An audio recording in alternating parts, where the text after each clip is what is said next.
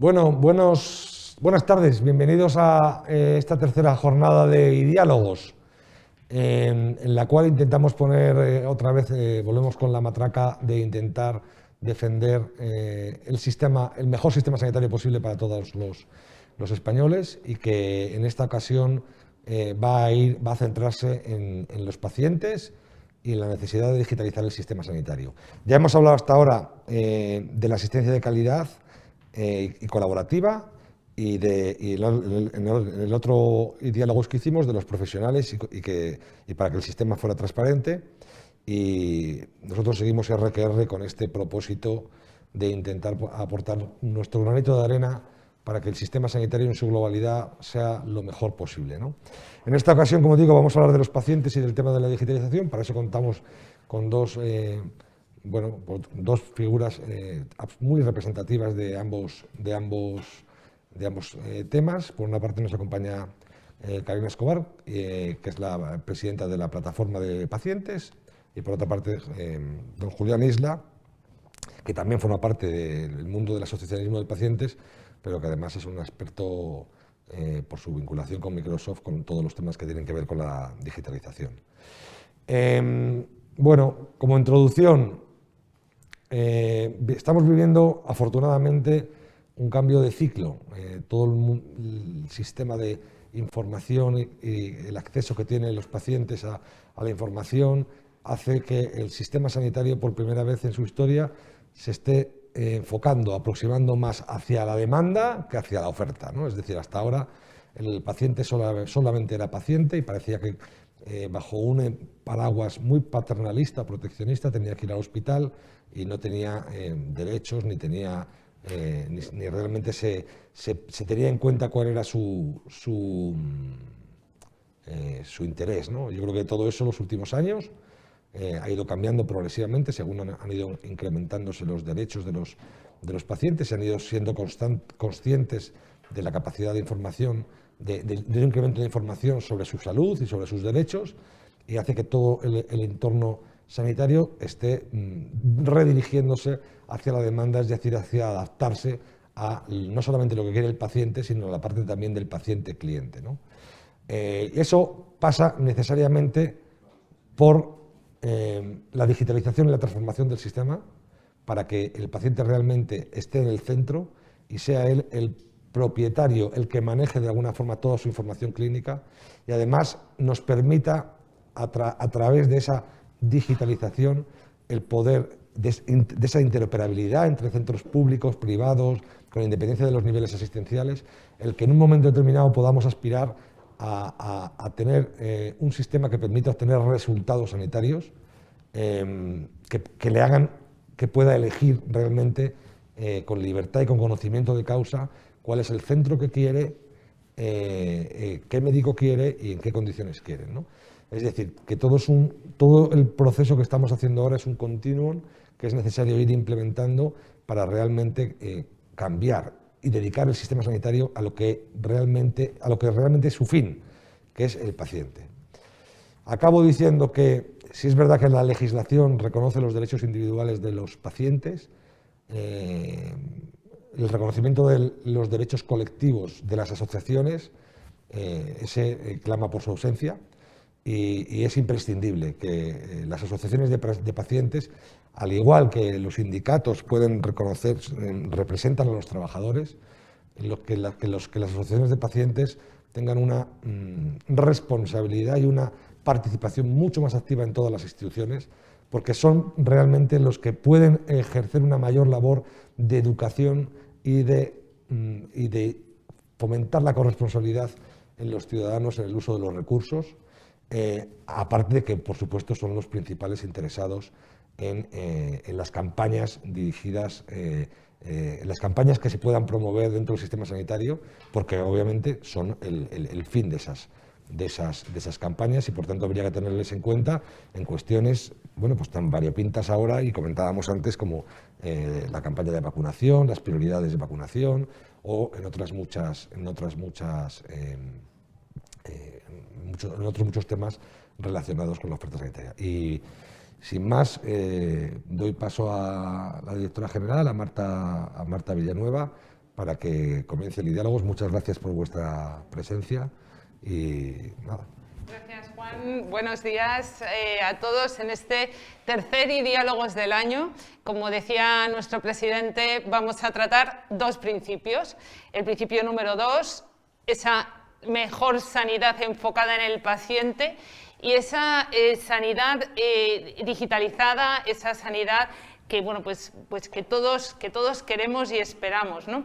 Y hoy contamos pues, con dos personas fantásticas para hablar, para dialogar sobre este tema, ¿no? En primer lugar, pues presento a Karina Escobar. Karina es presidenta de la Plataforma de Organizaciones de Pacientes. Karina convive desde niña con dos enfermedades crónicas desde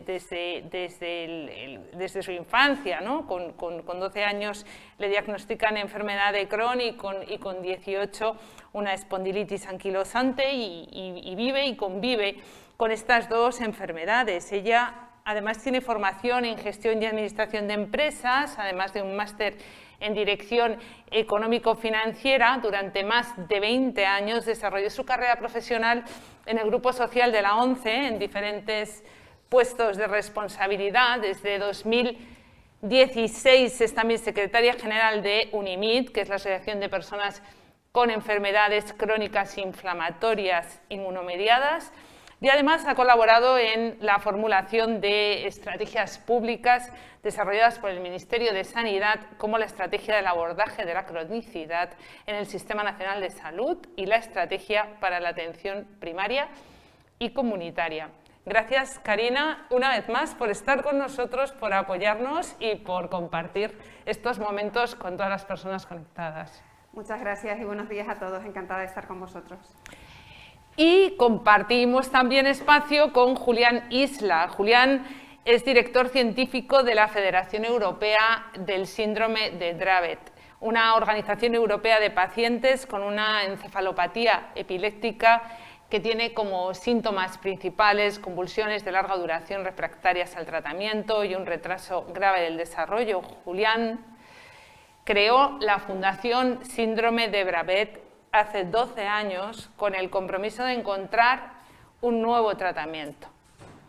Julián es padre de Sergio, un niño de 12 años que padece este síndrome, y además es ingeniero de software en Microsoft y miembro del Comité de Medicamentos Huérfanos de la Agencia Europea del Medicamento, de la EMA, como representante de pacientes. Forma parte, además, entre otros, del grupo asesor terapéutico de Eurordis, la organización de enfermedades raras más grande de Europa. Muchísimas gracias, Julián, por acompañarnos. Muchas gracias por la invitación.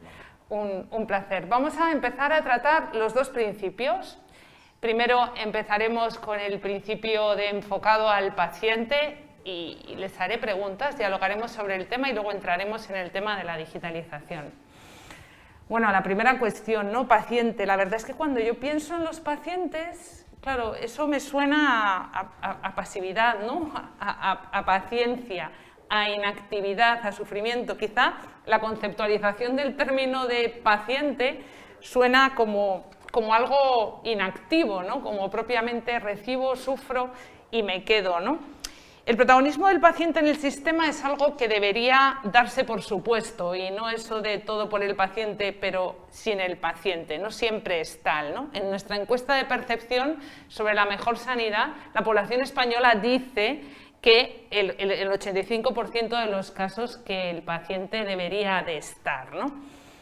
Y yo os pregunto, y ya lanzo la primera pregunta para que contestéis, ¿no? ¿Qué estrategias concretas creéis que deberían ponerse en marcha para una representación real de los pacientes activos, de los pacientes, en órganos de decisión, en órganos que no sean meramente consultivos? Bueno, no sé si quieres empezar tú o... Bueno, como quieras. Como quieras. Pues nosotros pensamos que la participación de las personas con enfermedades crónicas, porque es bueno que hablemos de personas, ¿no? Cuando hablamos de sanidad, también hablamos no de la enfermedad, sino de salud y también de la complejidad, ¿no? De dar respuesta a las necesidades de las personas teniendo en cuenta su salud, su situación socioeconómica, sus preferencias. Y yo creo que ese es el gran paso que tenemos que dar como sociedad, ¿no? Resolver necesidades tanto sanitarias como pues sociales. En este momento la participación efectiva de los pacientes viene desde el micro, quiero decir, de la toma de decisiones compartida en la relación médico-paciente con otros profesionales sanitarios, en el meso, quiero decir, de tu actividad o cómo podemos participar a nivel de hospitales, a nivel de comunidad autónoma y, por supuesto, desde el punto de vista del Ministerio y de las autoridades sanitarias, que tengamos ese papel no solo consultivo, sino que hayan espacios formales. Yo creo que el gran paso es que realmente se reconozca a las entidades de pacientes como un agente sanitario y social más y que estemos de una manera vinculada y tomando decisiones de una manera conjunta, porque esto es bueno sobre todo para las decisiones y sobre todo también para priorizar la cantidad de necesidades y poder tener en cuenta la experiencia del paciente y su vivencia y sobre todo lo que queremos los ciudadanos de un futuro sanitario, cómo queremos que nos cuiden, cómo queremos ser atendidos, que tengamos la voz para poder hacerlo y en España estamos preparados para hacerlo. Tenemos organizaciones nacionales a nivel autonómico, tenemos entidades locales, provinciales que están dando respuesta y conocen muy bien las necesidades de los pacientes. Yo, quizás para aportar algo, puedo contaros la diferencia que veo en Europa y en España. Porque yo realmente soy un representante de pacientes, me considero más bien europeo, ¿no? Yo empecé casi en este mundo en Europa y os puedo contar la diferencia que veo.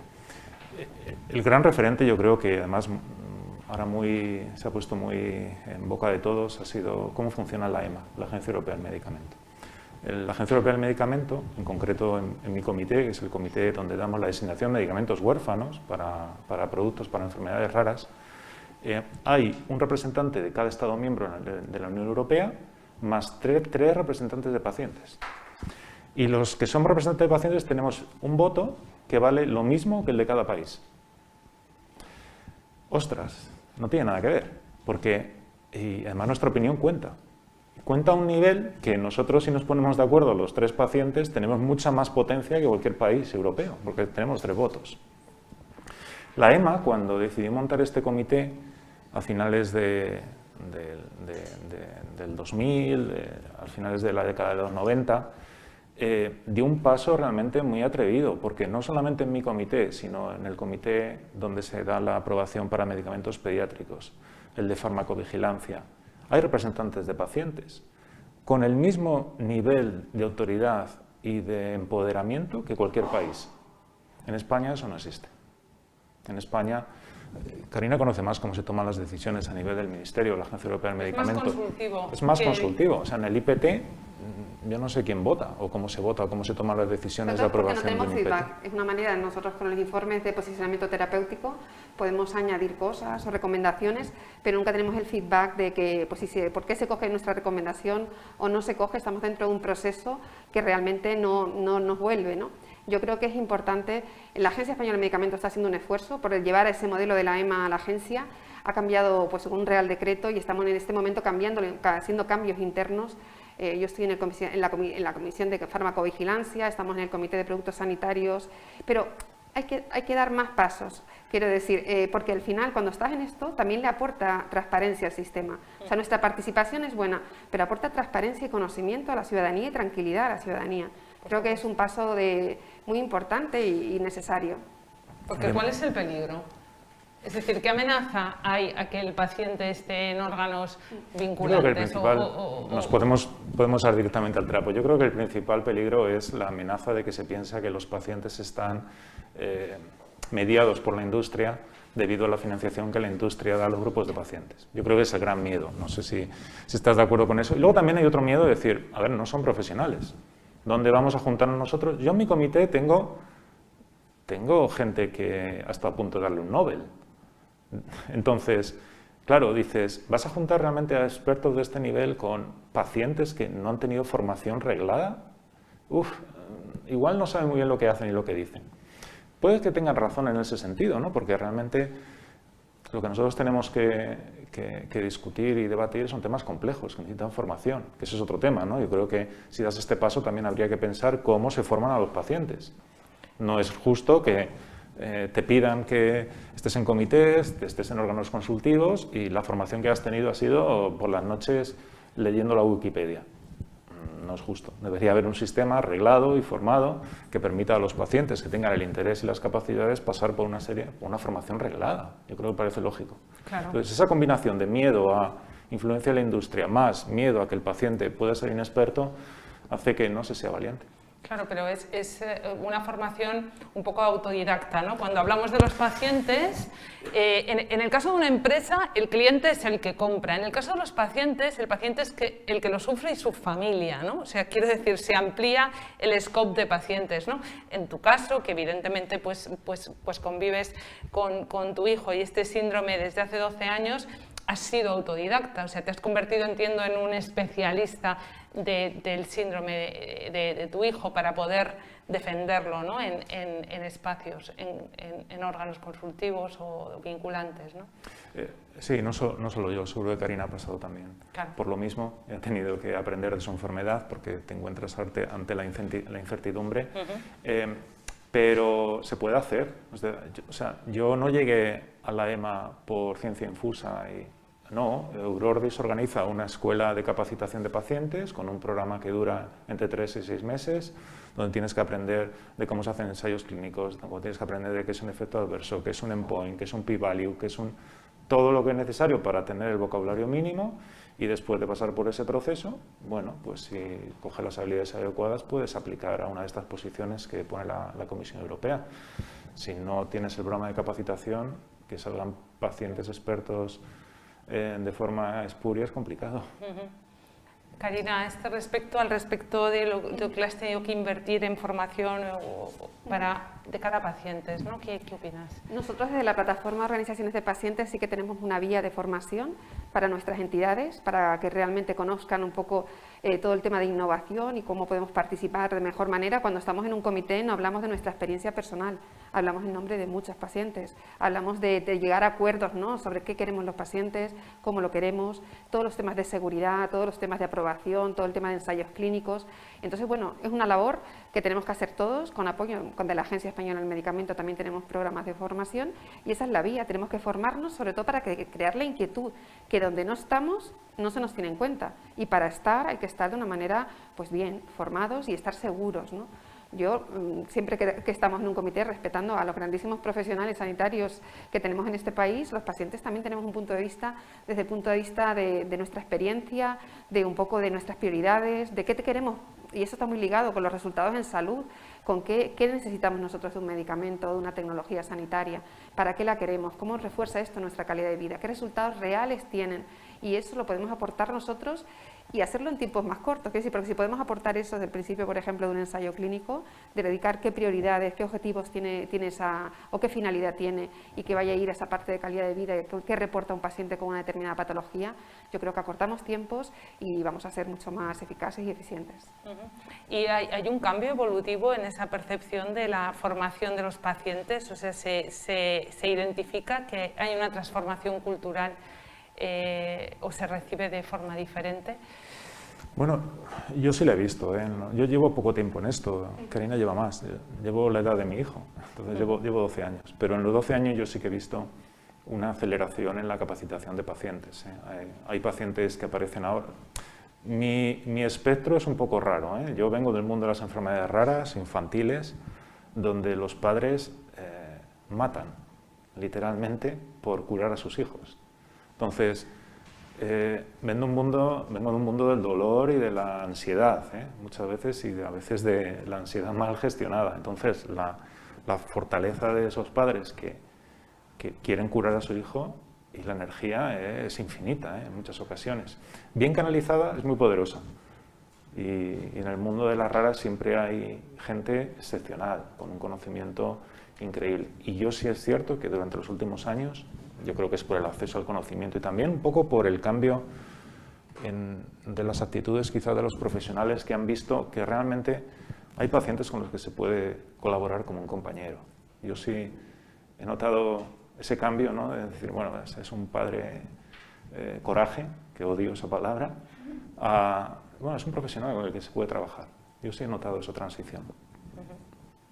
Lo que sí que es cierto es que a nivel de empresarial y a nivel de visión general, la experiencia de cliente, en este caso experiencia de paciente, como que ya es una práctica habitual, ¿no? Más allá de, bueno, por lo menos en escucha, o sea, más allá de la satisfacción, sí. Julián, es qué te hacen sentir, ¿no? O sea, qué me han hecho sentir en un momento dado cuando he vivido una experiencia. De hecho, en buena parte, bueno, en alguna parte de industrias involucran al cliente en la toma de decisiones de los comités de dirección. En este sentido, ¿cuál es el proceso evolutivo que estáis percibiendo en la medición de la experiencia del paciente como esa fórmula de que el paciente esté en todas partes en los procesos?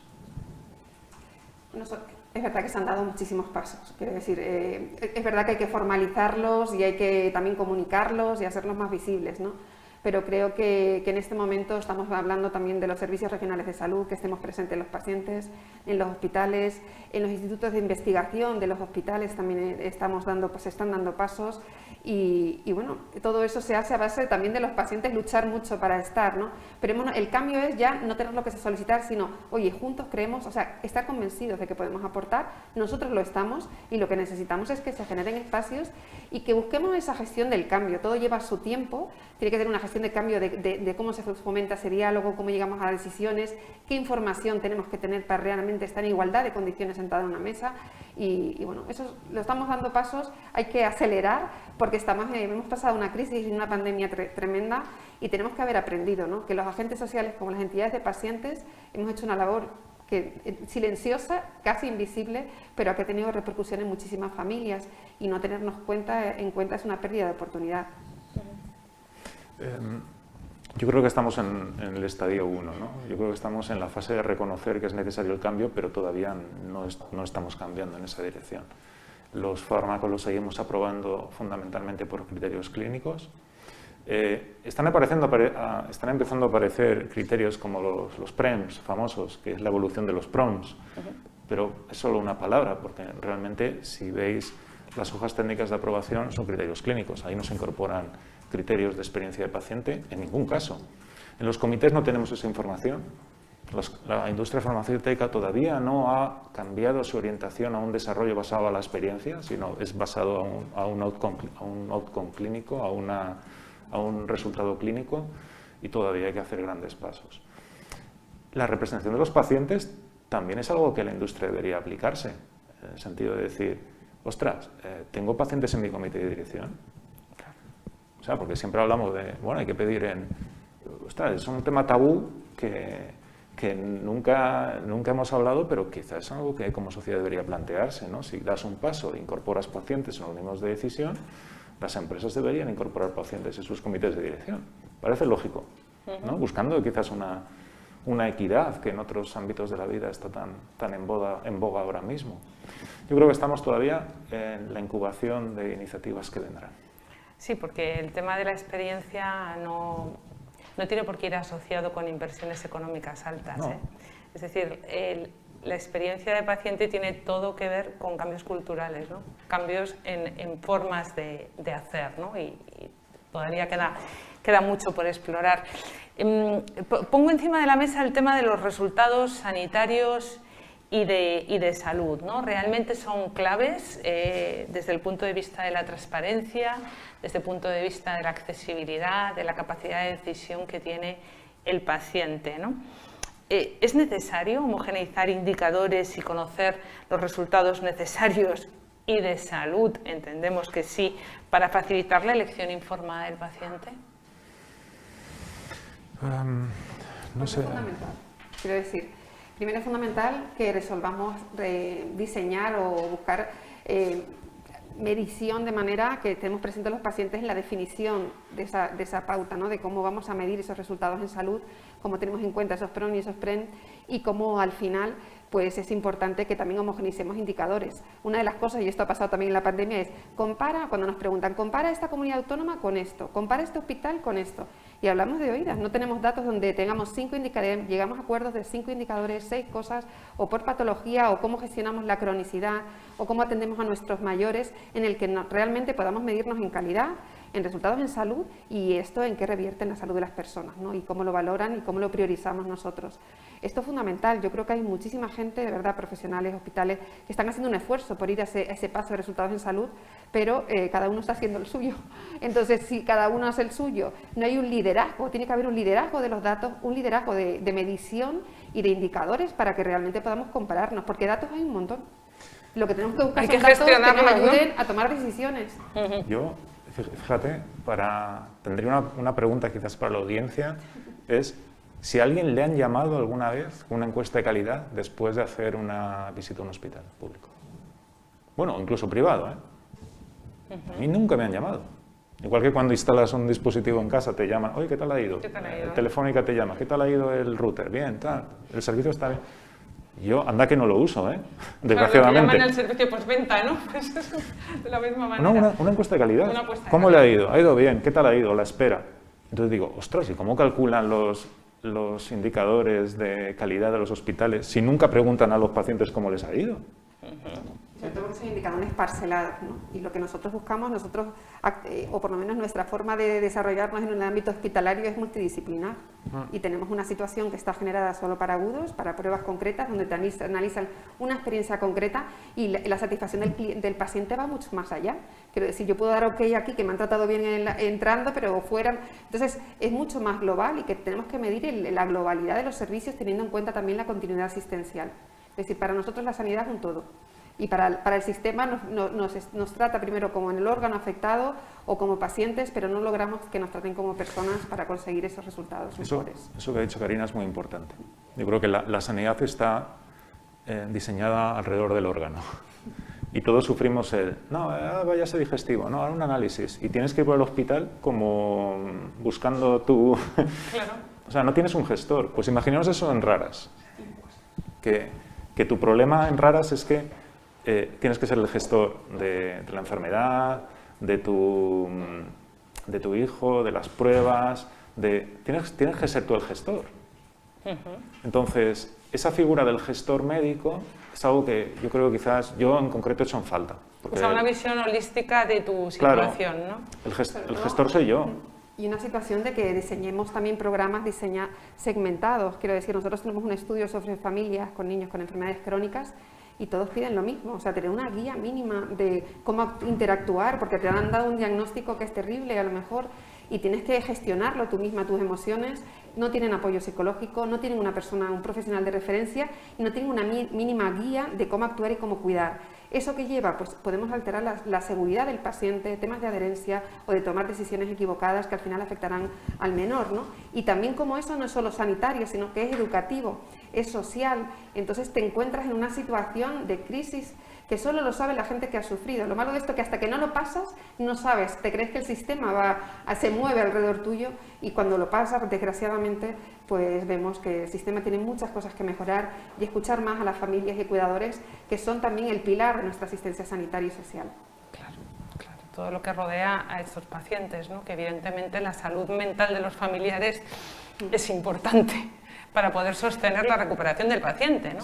Sin cuidador no hay cuidados. Exacto. Efectivamente, es verlo de una forma globalizada. Bueno, para que dejemos un poco de tiempo a las preguntas de la audiencia, que estamos deseando escucharos, vamos a pasar al segundo bloque. Vamos a hablar de digitalización y de tecnología. Esta época de COVID-19 yo creo que ha acelerado la innovación, ha acelerado la digitalización. Estamos todos transformados y estamos, yo creo que la sociedad en general a nivel mundial muy abiertos al cambio. Esto nos ha removido, ¿no? Y yo creo que la digitalización, pues tenemos que aprovechar este momento para digitalizarnos de verdad, ¿no? En este sentido y aprovechar al máximo los datos clínicos, incluso la historia clínica. A ver, ¿cómo afecta la digitalización? ¿Cómo afecta la digitalización el hecho de la titularidad de los datos? Hay que conseguir que de manera real los datos pues sean de los pacientes, la historia clínica del paciente. Nosotros desde IRIS estamos peleando y luchando por buscar la interoperabilidad de la historia clínica, ¿no? Entender que un paciente desde que nace hasta que muere tiene una trazabilidad en la historia de sus hitos, de su vida. ¿Cómo afecta la digitalización a todo esto y cómo lo veis? Casi por mi profesión, porque me dedico a ello. Yo trabajo en Microsoft, no trabajo en la parte de sanidad, trabajamos con otros clientes, pero en el fondo es lo mismo. Nosotros ya no hablamos mucho de digitalización, porque la digitalización ha pasado casi de convertirse en un medio a un fin. Es un medio, no es un fin. Digitalizar básicamente consiste en poner información dentro de ordenadores, para que los ordenadores nos ayuden a conservarla, persistirla y generar sistemas que tomen mejor decisiones. ¿Vale? Pero es un medio, no es el fin, no hay que digitalizar por digitalizar. Porque te lleva a situaciones donde la gente piensa que digitalizar es implantar tecnología, que no lo es. O implantar herramientas digitales, cuando tampoco lo es. O sea, tenemos a nuestros clínicos ahora escribiendo en una herramienta digital, pero generando información difícilmente reutilizable. Entonces, hay que empezar con un discurso de que no es un fin, digitalizar no es un fin, es un medio para conseguir cosas. Indudablemente los que nos dedicamos a la captura de datos es el gran drama. Es decir, ahora los datos, y perdonar si la frase suena muy pomposa, están secuestrados por los clínicos. O sea, los clínicos tienen la sensación de que los clínicos, investigadores, de que los datos son suyos, o de los servicios asistenciales, cuando no es así. Un ejemplo, ¿cuántos datasets públicos de pacientes con COVID-19 hay disponibles en España? Uno, el de HM Hospitales, que tuvo el arrojo, hace además bastantes meses, de decir, pues esto es necesario, los cojo y los pongo a disposición de la investigación. ¿Por qué no hay públicos? ¿Por qué no lo hay? ¿Porque no quieren? Ojo, seguro que quieren, pero hay una serie de barreras, de miedo regulatorio, de miedo a la privacidad, de miedo a qué sucederá con la Agencia Española de Protección de Datos, miedo a qué sucederá si los datos les pasa esto o lo otro, que hace que eso no sea sencillo. Yo creo que hay que trabajar en esa línea y a generar las herramientas y el arsenal que permita a los profesionales que quieran ayudar a los pacientes a que esos datos sean públicos y se puedan utilizar, que suceda. ¿Y los pacientes se sienten, saben que su historia clínica es suya? Bueno, lo saben, pero pues tienen la limitación para acceder a ella, ¿no? Los temas de seguridad ahora mismo están por encima casi de los derechos, ¿no? Hay un derecho del paciente poder acceder a su información y que podamos también pues, promover esa participación también en nuestra historia clínica, ¿no? En que podamos llegar a un seguimiento de nuestra enfermedad y de nuestra vida. Hay que tener en cuenta que para fomentar la corresponsabilidad necesitamos datos, necesitamos información y necesitamos tener pues, un seguimiento que nosotros también podamos co-crear. Yo creo que la digitalización o la tecnología es una gran oportunidad, pero tiene que venir acompañada de una innovación en procesos y en cuidados. Si no pensamos a lo grande en el sentido de que tenemos que cambiar otras muchas cosas o intentar que nos acompañe la tecnología en todo lo que hagamos, pero para ahí también es fundamental que estemos en el diseño de aquellas cosas que se hagan, en qué queremos los pacientes, porque al final llegaremos antes al fin y estaremos todos mucho más pues, contentos o podremos tener mejores resultados, ¿no? de toda inversión que hagamos, que la hagamos con la participación de aquellas personas a las que está dedicada, ¿no? Sí, entiendo que hay una dificultad que apuntaba antes Julián, ¿no? Con el tema de la protección de datos y la seguridad de la información. El mercado, el sector está maduro para enfrentarse a eso. ¿Tenemos suficientes puertas blindadas para asegurar la información? Yo creo que hay una situación de incertidumbre un poco generada por la GDPR en Europa. Cuando la Unión Europea o la Comisión Europea decidió implantar el Reglamento de Protección de Datos Europeo, fue un gran paso adelante, porque realmente el espíritu de la ley, cuando tú lo lees, es empoderar al ciudadano con sus datos. Pero el aterrizaje de GDPR, yo creo, y es mi opinión, fue deficiente, porque no se otorgó a los ciudadanos de los mecanismos necesarios para articular ese derecho. Es decir, por GDPR ahora mismo puedes ir a cualquier hospital y pedir tu información médica y según la ley te lo tienen que dar en un formato estructurado y electrónico. ¿Pero qué es eso realmente? Si no llegas a un nivel en el que el gestor del hospital no sabe qué es eso, no vale de nada, se queda en papel mojado y estamos ahí. Afortunadamente la Comisión Europea se ha dado cuenta de ese problema en el ámbito de la salud y hay una iniciativa europea que se llama Health Data at EU para generar dentro de un par de años un contenedor que el paciente pueda tener y guardar la información médica y que sea portable, porque este problema que tenemos en España a nivel europeo lo tenemos también, claro, si te vas a otro país de Europa no puedes arrastrar tu información. Y hay pasos en esa dirección. Y luego está, claro, el gran problema del miedo que da a estos temas, porque si tú eres el jefe de servicio de intensivos de un hospital grande y quieres coger los datos COVID y ponerlos ¿lo estaré haciendo bien? ¿Qué problema puedo tener? ¿He anonimizado bien los datos? ¿La pseudonimización es suficiente? Estas preguntas dan vértigo y muchas veces los hospitales no tienen la infraestructura necesaria para dar soporte a sus profesionales para que lo hagan. No tienen la orientación a compartir esos datos y sobre todo la adversión al riesgo es muy alta. Sí. Entonces, con esa adversión al riesgo es muy complicado. Hay muchos factores de transformación cultural, de formación, de muchos ámbitos. El tema de la digitalización, Karina, ¿crees que es la digitalización parte de la solución para la saturación del sistema sanitario? Es una ayuda importante, pero bueno, como te decía antes, tiene que ir acompañada de procesos. Nosotros entendemos que en este momento pues la asistencia sanitaria, tenemos que ver lo que teníamos antes de la pandemia y ahora después de la pandemia el problema solo ha hecho crecer. Nos hemos dedicado a la COVID como naturalmente se debe hacer durante una pandemia, pero necesitamos de alguna manera actualizar la asistencia sanitaria que conocíamos prepandemia porque el problema ha crecido y tenemos que apoyarnos en todo aquello que la haga más viable y más sostenible y sobre todo que llegue más a los ciudadanos, ¿no?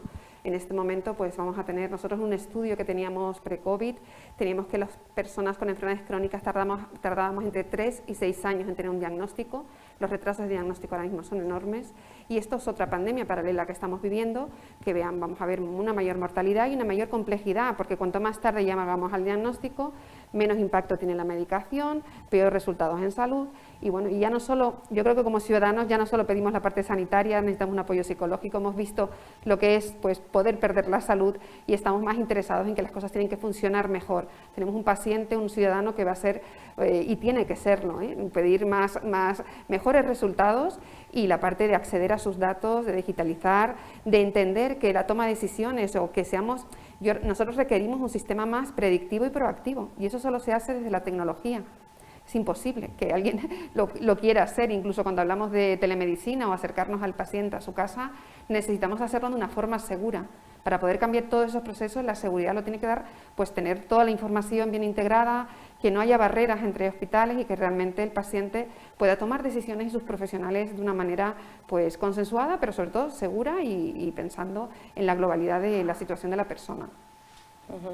Esto, en ese sentido, y retomo lo que acabas de decir, Karina, esto puede ayudar realmente al facultativo, al profesional sanitario a descargarse de estas tareas administrativas, este proceso de digitalización y centrarse más en el paciente y en su atención, en su seguimiento. ¿Qué opináis respecto de esto? Esto es un drama ahora mismo. El principal médico para mi hijo es un neuropediatra, ¿no? Es un personal cualificado, con sus 6 años de medicina, su MIR, su especialización, una formación intensa. De la consulta, que puede durar media hora, fácilmente 15 minutos es para teclear. En el ordenador. Y un día que es muy amigo, le digo, Julián, se llama como yo, ¿qué haces en el ordenador que te lleva tanto tiempo? Y dice, mira, te lo voy a enseñar, y me lo enseña. Entonces tiene el GIS, el Sistema de Información Médica, con un cortapega de lo anterior. Rellenar campos que aparecen en la herramienta. Ojo que la herramienta que tienen los médicos, que somos yo creo que ahí responsables los informáticos, son un desastre. O sea, les hemos hecho una herramienta que son espantosas en general. No las queremos ni para nosotros, pues ahí la tienen. Tiene que rellenar la receta electrónica.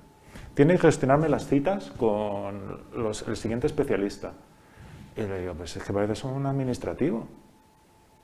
Digo, si es que el tiempo dedicado, hay estudios de las sociedades americanas de medicina, dicen que el tiempo dedicado al paciente es 1/3 del tiempo total de la consulta. no sé, habría formas, como decía Karina, de que pues habría que cambiar también los procesos, ¿no? A lo mejor hay que dar más papel a lo mejor no hace falta tanto médico y hace falta más técnicos. Total, para escribir y cortar y pegar, pues tampoco hace falta. En Estados Unidos tienen los scribers, una figura que son la que se dedican a escribir en ordenador, ¿no? Y para rellenar una receta electrónica, pues tampoco hace falta tiempo de un médico, ¿no? A lo mejor hay que meter más profesionales que no. Yo creo que también ahí, no lo sé, es una reflexión. Yo creo que el proteccionismo de los colectivos sanitarios, este es mi terreno y no lo invadas con alguien que no esté colegiado como yo. Ostras, no sé si eso, perdonad si esto es un mensaje que alguno se siente es muy duro, pero es así.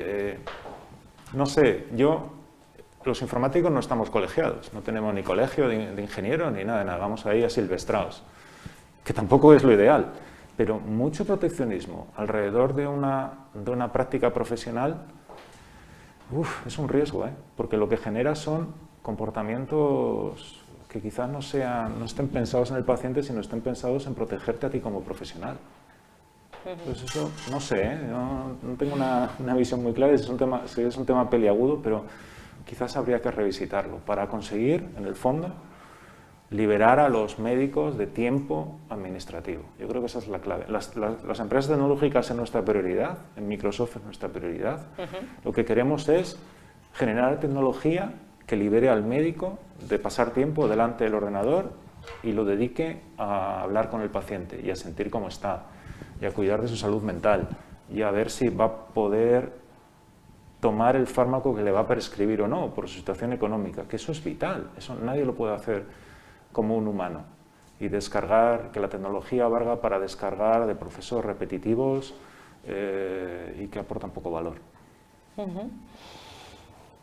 Vamos a repasar y vamos a dar pie a compartir o a responder a la audiencia, ¿no?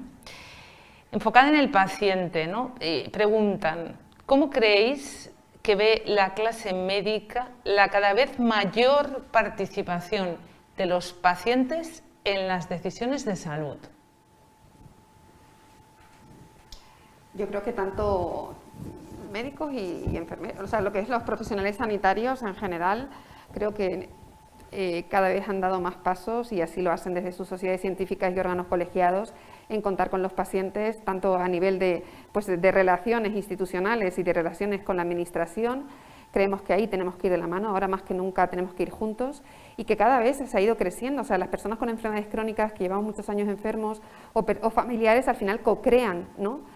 Una situación con su médico, con su enfermera, y van buscando. O sea, tenemos grandísimos profesionales que están acostumbrados a trabajar con personas con enfermedad crónica y nos nutrimos de conocimiento. Ese conocimiento hay que ponerlo en algún sitio y valorarlo. Pero yo tomo decisiones con mi médico continuamente. A veces tomamos decisiones o nos llaman a tomar decisiones cuando estamos muy malitos o cuando la situación es muy compleja.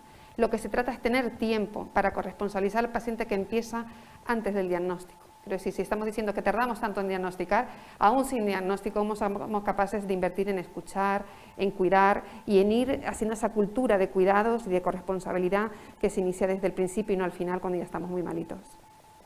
Sí, yo estoy de acuerdo. Yo creo que los médicos y los profesionales médicos, enfermeras, los profesionales sanitarios, sí que necesitan esta ayuda también. Y yo he visto, sobre todo en los últimos años, realmente la intención de incorporar a los pacientes, de trabajar en equipo. Yo reconozco esa necesidad y esa llamada a hacer cosas juntos. Totalmente. Hay de todo, como todo, porque en poblaciones muy grandes pues hay el que dirá, mira, yo soy el médico. Y también hay que reconocer que a los profesionales médicos, ostras, les enseñamos, en las facultades de medicina se les enseña a manejar la incertidumbre. La práctica médica tiene incertidumbre. La variabilidad de los pacientes es grande y los tratamientos no funcionan siempre como esperamos. Entonces hay incertidumbre. Y los médicos tradicionalmente han manejado la incertidumbre pues, utilizando una relación no igualitaria, no equidistante, muy paternalista, porque esto lo haces tú, porque lo digo yo que soy el médico. Y era necesario, porque la incertidumbre hay que manejarla a veces con asertividad.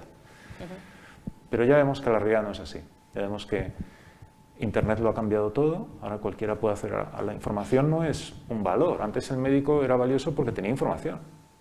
sabía cómo eran las enfermedades y cómo se administraban fármacos. Entonces eso era muy valioso, pero ahora eso se diluye. Pero es un poco contraproducente a veces, ¿no? Mucho. Mucho. El empezar a explorar que lo que me han dicho o el tratamiento que me han puesto hay veces que sobrecoge más que de hecho, eso, otra cosa, ¿no? Eso es como en Spiderman, ¿no? Es un gran poder y una gran responsabilidad. Sí. Google es un gran poder y una gran responsabilidad. Yo recuerdo la primera vez que oí síndrome de Dravet, no se la oí a un médico, lo vi en Google, buscando los síntomas de mi hijo. Me apareció ahí. Dije, no será esto. Y yo hablando con el médico ¿no será esto? No creo, pero vamos a hacer una prueba. Era eso. Claro, ostras, eso genera mucha ansiedad si no sabes manejarlo. Yo creo que también... Los médicos van a saber ya que su paciente va a ir a Google, con lo cual ya partimos de eso. Con lo cual hay que prescribir información y sitios de referencia donde pueda informarse mejor. Primero, porque estar enfermo es un proceso, no es lo mismo cuando estás enfadado, cuando te pones toda la incertidumbre que tienes al principio con un diagnóstico, tú vas creciendo con tu enfermedad. Quiero decir, creces personalmente, la incorporas a tu vida, eres capaz de integrar más conocimiento. Por eso lo que quiero decir es que en cada momento el paciente va a requerir información diferente. Y tenemos que intentar dosificar, no porque es que no va a ser capaz de entenderla.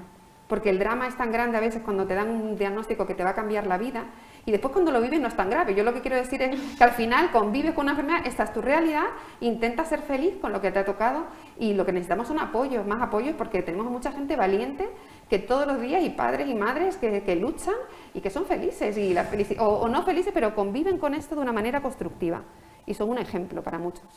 Sí, lo que ha dicho es muy importante. No es solo prescribir un fármaco. Manejar una enfermedad es recomendar un grupo, recomendar una actividad, recomendar que te cuides tú, apuntar a sitios donde puedas encontrar información. O sea, yo creo que ahora una actividad que deberían hacer los colegios médicos sería curar los sitios de información de sus patologías para apuntar a los pacientes eso y que no busquen en otro lado. Es que parece tan lógico, ¿no? Pues si no te vas ahí al mundo salvaje de Internet a buscar información. Claro, una recomendación de búsqueda, es decir, ¿no? Los americanos ahora lo hacen muy bien. Nosotros tenemos un centro de referencia en Miami donde, lo que decía Karina, llegas allí y tú no vas recorriendo la planta de neurología, luego electrofisiología, no. Tú vas a una sala y los médicos vienen a verte a ti. Eso ya cambia todo, ¿eh? Espero que... Porque al final es la experiencia que estás viviendo, o sea, imaginaos la diferencia. Entonces, cuando pasas ese día, que es un clinical day que le llaman, pasas ese día, el gestor del caso, un gestor del caso te da una serie de recomendaciones de lo que ha pasado a lo largo del día. Ellos te anotan las cosas y te van anotando tu programa. Mira aquí, tienes que hacer esto, no sé qué, no sé cuánto. Y sales de ese día con una hoja de recomendaciones. Aquí la experiencia no es así, aquí la experiencia es primero vas a neurología. Esperas en una sala con el resto de pacientes allí. Esperas pacientemente. Vas a otro especialista, otro día probablemente. Y así es el peregrinaje en la visita a los hospitales. Muy estanco, quizá muy departamental. Son instituciones diseñadas para facilitar el trabajo del médico, no diseñadas para facilitar la vida de los pacientes. ¿Por qué no participan los pacientes en el diseño de hospitales? Ahora se va a hacer la Paz nuevo. ¿Hay pacientes pensando en cómo debe ser la ruta de ese hospital? Ahí queda.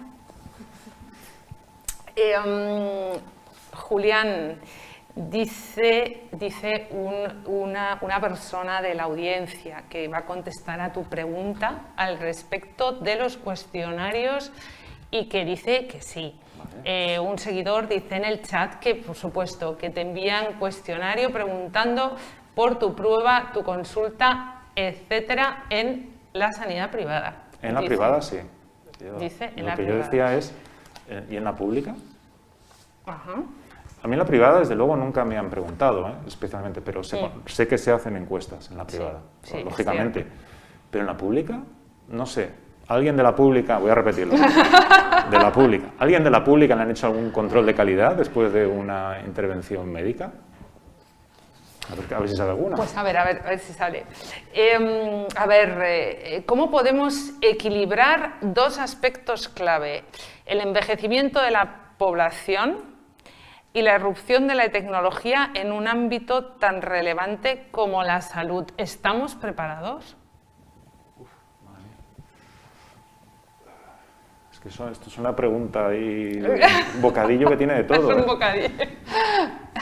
Lo del envejecimiento no sé si puede... Porque hay personas muy poco acostumbradas a lo que es el uso de herramientas, o sea, realmente lo enfoca, entiendo, con personas poco acostumbradas al uso de herramientas digitales. Infravaloramos a los mayores, eso es lo primero. Sí. Lo que tenemos que ver si económicamente, ¿sabes?, la gente puede abordar ciertos cambios si no están apoyados por una tecnología que sea accesible. Nos tenemos que ver que las personas más vulnerables, más frágiles por su condición de salud, por su edad o por su condición económica hay que apoyarla. Entonces, esto es generalizarlo en que no van a saber, pues si se le dan los medios y se diseña esa tecnología para que un mayor lo pueda hacer, igual que se hace con la teleasistencia, y que sea intuitivo y claro, creo que no va a haber una limitación. Necesitamos gestionar ese cambio, de esa aproximación de la sanidad a las personas y también asegurarnos que estamos tratando que la enfermedad se vea como una vulnerabilidad social y económica, que no estamos protegidos. Las personas con enfermedades crónicas, tal cual, no estamos protegidas. La razón de la salud nos hace que tengamos muchísimos más gastos y en una situación de crisis económica, desgraciadamente, en la que nos estamos metiendo, pues nosotros estamos muy preocupados por nuestras personas, por los más vulnerables, que lo van a hacer ahora más. Tenemos que apoyarles. Con lo cual, toda esta gestión del cambio, toda esta nueva tecnología, tenemos que tener en cuenta que no todos somos iguales en cuanto a ingresos económicos y que estar enfermo pues requiere de unos gastos impresionantes. Sí, yo estoy de acuerdo, no puedo estar más de acuerdo, porque además los ingenieros, los informáticos, hemos cometido muchos errores a lo largo de nuestra carrera, y es pensar que la complejidad que nosotros manejamos es inherente a las cosas y hay que arrastrársela al usuario. Por eso hemos desarrollado unas herramientas para los médicos tan malas, porque la hemos hecho a nuestra imagen y semejanza, son un espanto. Voy a poner un ejemplo.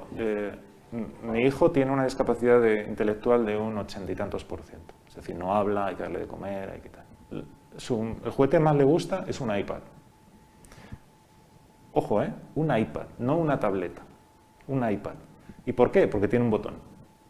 Porque si tú coges una tableta con Android, que tiene el botón de delante, detrás, él se lía. Y cuando Apple hizo el iPad, Steve Jobs se empeñó mucho, tiene que tener un botón. Si hay un botón, nadie se equivoca, es el que hay que apretar. Eso es lo que decía Karina. Al final, la tecnología los tecnólogos tenemos que abstraer la tecnología buscando la usabilidad y la simplicidad.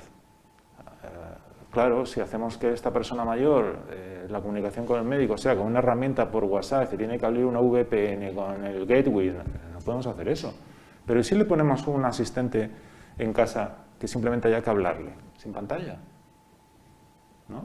Yo creo que a lo mejor es la forma. Y otra, el ejemplo tenemos, si os acordáis, los vídeos, por programar un vídeo era como hacer un máster hace años. Eso de programar el vídeo se te desprogramaba y ya no había forma de... ¿no? Pues toda la tecnología ha avanzado a que ahora sea encender la tele, busco el programa y le doy. Y lo de programar el vídeo, la hora y tal, lo escondemos debajo. El futuro de la innovación en sanidad tiene que ir en esa dirección. Si tú haces herramientas accesibles para el que tiene problemas, el que no los tiene las va a poder utilizar. Porque, ojo, todos, es muy probable que a lo largo de nuestra vida adquiramos discapacidades. De hecho, los que estamos en los 50 ya, de ver de cerca ya no. Eso es una discapacidad. Absolutamente. Entonces, y cuando ya empiezas con esto, no lo quitas. Y el oído, o sea, claro. Todos vamos a generar discapacidades y todos vamos a ser pacientes en algún momento. Entonces, si hacemos tecnología que sea inclusiva, ayudaremos a todos. Sí, yo creo que todos lo somos, lo que pasa es que algunos pues, no lo saben, pero lo cierto es que creo que todos padecemos de algo. ¿Hay alguna pregunta más? ¿No? Vamos a ver, estamos viendo ya un poco la luz, ¿no? Después de este año. ¿Qué nos ha traído el COVID desde el punto de vista de la digitalización, desde el punto de vista de los pacientes, lecciones aprendidas y con qué nos tenemos que quedar de cara al futuro? Yo creo que lo principal que nos ha traído, no sé qué opinas, es que nos hemos dado cuenta de que estamos de forma muy precaria. no sabemos contar los muertos. De hecho, yo en las charlas antes de la época COVID siempre decía, para provocar a la audiencia, la medicina es una disciplina en la que te mueres y tu médico de atención primaria no se va a enterar. Y lo decía en plan para provocar la audiencia, pero ha pasado. La gente ha fallecido y no los hemos sabido contar. De hecho, no tenemos un buen cálculo de cuánta gente ha fallecido, por múltiples razones, pero es así. Entonces, yo creo que ha sido el principal aprendizaje. Yo creo que nos ha puesto un poco a todos encima de la mesa el problema de la falta de información que tenemos de los pacientes. La falta de información no nos permite estratificar bien.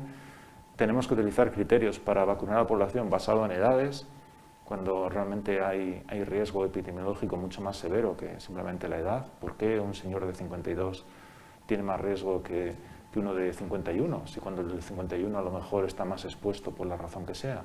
Pues no lo contemplamos, se hacen planes para todos muy generalistas.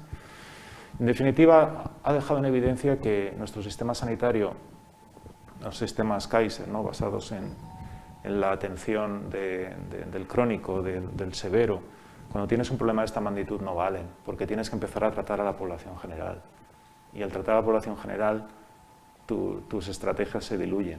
Yo creo que ha sido el principal aprendizaje. Afortunadamente, el tema de la necesidad de digitalizar la información ha aparecido sobre la mesa y esperemos que en los siguientes años demos los siguientes pasos. Seguir avanzando, Karina. Bueno, yo creo que lo que ha pasado pues nos tiene que servir tanto para reflexionar, pero también para tomar decisiones de futuro, ¿no? Y está claro que necesitamos una salud pública más fuerte, dotada de información, que no podemos ir a ciegas para tomar decisiones que finalmente tienen unas consecuencias graves y de mortalidad en la población. Y los sistemas pues tienen que estar bien dotados, bien organizados, que se hablen entre ellos y que su finalidad sea poner a la persona en el centro, a la ciudadanía en el centro y poderla cuidar lo máximo posible. Y bueno, eso nos mejor, porque al final las personas somos la razón del sistema. Si perdemos el foco ahí, la deshumanizamos y pensamos en otras decisiones que no son sanitarias, sociales y pensadas realmente en las personas. Bueno, pues muchas gracias. Estamos cumpliendo estrictamente el horario previsto. Como en otros tantos y diálogos, en estos principios siempre acabamos hablando de que lo que necesitamos es una transformación cultural, ¿no? Yo creo que el paciente pues tiene voz, hay que escucharle. Es propietario de sus datos y tenemos que reclamar esa soberanía de los datos del paciente. Yo creo que vamos en la senda y la digitalización pues yo creo que ha venido, se ha acelerado, la hemos vivido durante la pandemia y bueno, como se suele decir, ha venido para quedarse. Otra transformación cultural, nosotros aquí seguimos defendiendo este movimiento que promueve el manifiesto por una mejor sanidad de la Fundación IDIS. Gracias una vez más por acompañarnos. Gracias, Karina. Gracias, Julián, por estar con nosotros una vez más.